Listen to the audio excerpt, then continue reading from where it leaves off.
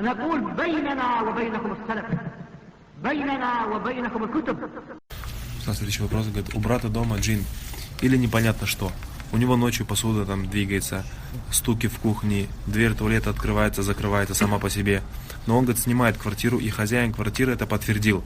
Что ему делать, какой выход из этого?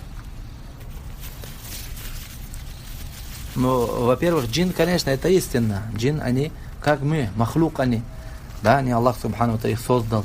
Они, значит, существуют. Они бывают то, что сказал, это да, это в многих местах бывает такой.